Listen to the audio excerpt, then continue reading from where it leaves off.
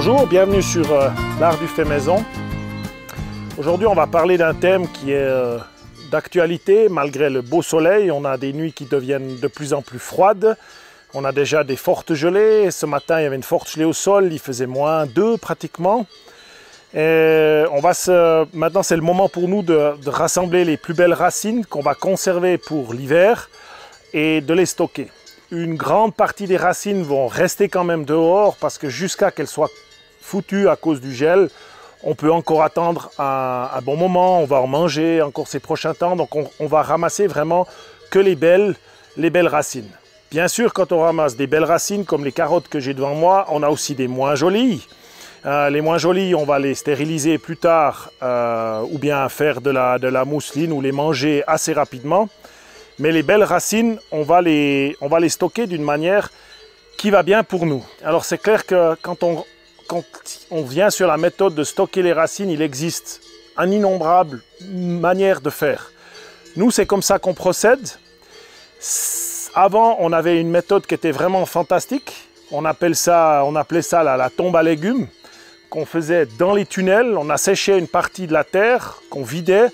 On mettait un grillage pour protéger des campagnols, on posait les légumes dedans, on recouvrait de cette terre bien sèche et puis on laissait comme ça tout l'hiver. Et même si les températures descendaient à -10, on n'avait pas de problème de conservation des légumes racines. Ça veut dire, pour nous, ça veut dire les céleris, les carottes rouges ou les betteraves rouges, les carottes et puis les patates. Donc tout ça se conservait facilement de cette manière. Maintenant, comme je n'aime plus du tout toucher mon sol, ça me fait trop mal de détruire ces morceaux. Aussi ça prend de la place, c'est vrai, mais ça me fait trop mal de détruire ces morceaux. J'ai adapté un petit peu cette manière avec des pots où on va assécher la terre, garder les légumes le plus longtemps possible dans ces pots à l'extérieur, et quand le gel va venir très fort, ma famille et moi on va descendre tous ces pots dans la cave pour les protéger. Mais ainsi, on va pouvoir garder de la même manière qu'on faisait là-dedans les légumes tout l'hiver. Je vous montre peut-être un petit exemple. Ici, on voit bien que la terre que j'ai utilisée pour conserver ces racines, elle est extrêmement sèche parce que ça fait plusieurs mois, ça fait à peu près depuis le mois d'août qu'on a mis ces carottes, ces betteraves, alors c'est pas les rouges, c'est les jaunes, ces betteraves dans ces pots, dans la terre, pour les conserver. Et quand je pense qu'il a fait chaud tout septembre, etc., quand on voit, elles sont encore magnifiques, elles sont bien dures, elles se conservent vraiment très très bien. Et celles-ci vont être gardées pour faire de la future semence l'année prochaine. Mais quand je vais chercher au fond toutes les carottes, j'arrive pas, on va chercher une autre. Voilà, il y en a une autre.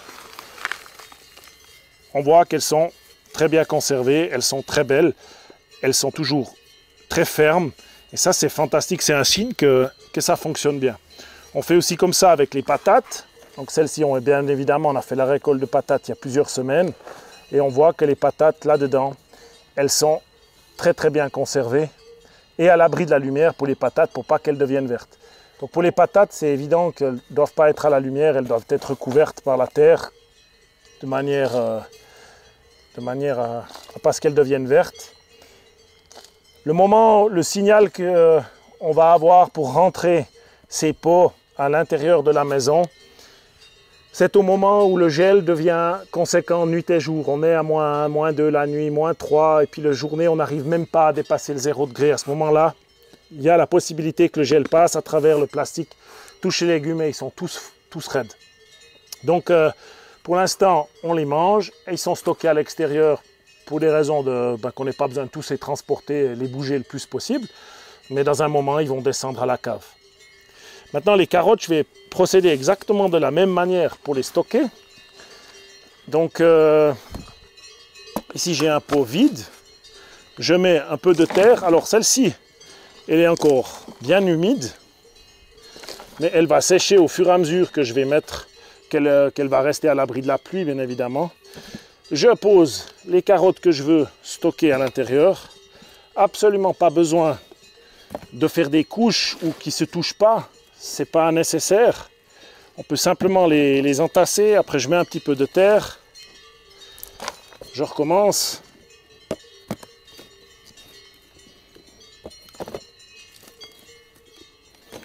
Je procède ainsi jusqu'en haut du pot.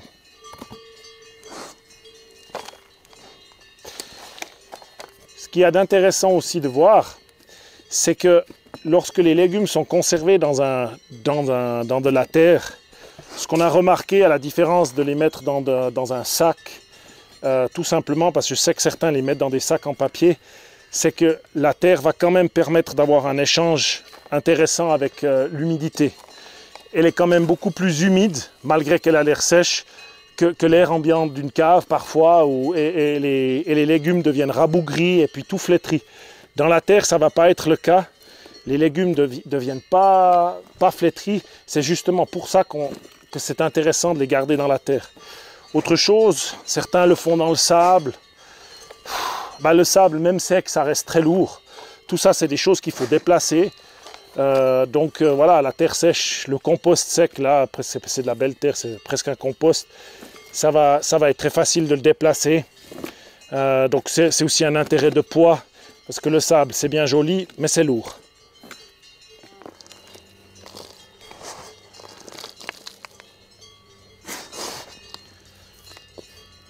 Tout ça va encore se piler un petit peu, même que c'est plein. Mais voilà, je recouvre bien, je mets assez de terre dessus. Parce que dès qu'on enlève un légume, on a tendance à avoir la terre qui descend. Donc il faut être sûr qu'on en ait bien pour recouvrir une fois qu'on viendra se servir pour les manger. Ensuite, je mets un petit bout de bâton en écrivant comme j'ai fait pour les patates. La variété, s'il y en a plusieurs variétés de ce qu'il y a dedans. Puis ce qu'il y a dedans, comme ça quand on a tous les mêmes pots, on ne cherche pas. Puis voilà, avec ça, on a stocké une bonne partie des carottes, ça pèse son poids. On va mettre encore peut-être quelques carottes rouges en terre dans un autre. On va voir ce qu'on va encore ramasser cet après-midi, mais ça supporte bien le gel et les campagnols, ça n'attaque pas trop rapidement. Je peux toujours les couvrir avec un paillage s'il vient du gel. Donc ça, c'est vraiment la sécurité. On ne peut pas mettre tous les œufs dans le même panier. C'est pour ça qu'on fait ça. Et puis bien évidemment, cette variété que j'aimerais bien garder, qui est assez rare à trouver, difficile, je vais faire de la semence avec les autres et je vais les replanter au printemps prochain pour qu'elles germent. Il me faut des belles carottes rouges, enfin des belles carottes jaunes pour faire ça. Donc voilà, on va se passer de les manger, mais on va les planter pour l'année prochaine. L'intérêt d'avoir sorti ces carottes qui étaient pas si mal en fait finalement dans ce tunnel, on voit qu'il y en a encore tout un bout de ligne là, qu'on va pouvoir manger, elles sont bien, hein. C'est juste le danger, c'est juste les campagnols maintenant pour celles-ci. Je vais pouvoir utiliser tout l'espace que j'ai libéré pour continuer de planter la fameuse doucette dont je vous avais parlé il y a quelques temps et que j'ai continué à planter. Et puis ça, c'est bien évident qu'elle va trouver une place que je viens de libérer à l'instant et je vais planter d'ici demain. Toutes les petites doucettes. Il y a de la place maintenant et justement c'est le concept de les préparer sur le côté.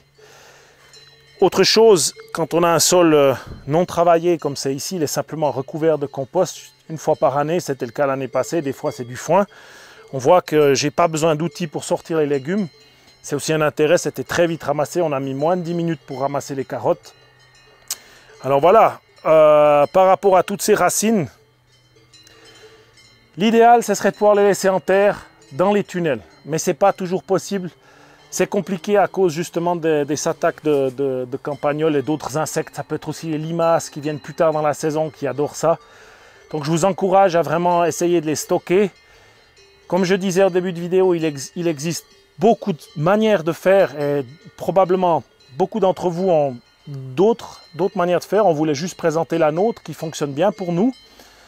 Et puis voilà, autrement, je vous souhaite un bon début d'hiver avec ces carottes et puis les différentes patates. Et puis profitez bien de tout ce que vous avez récolté.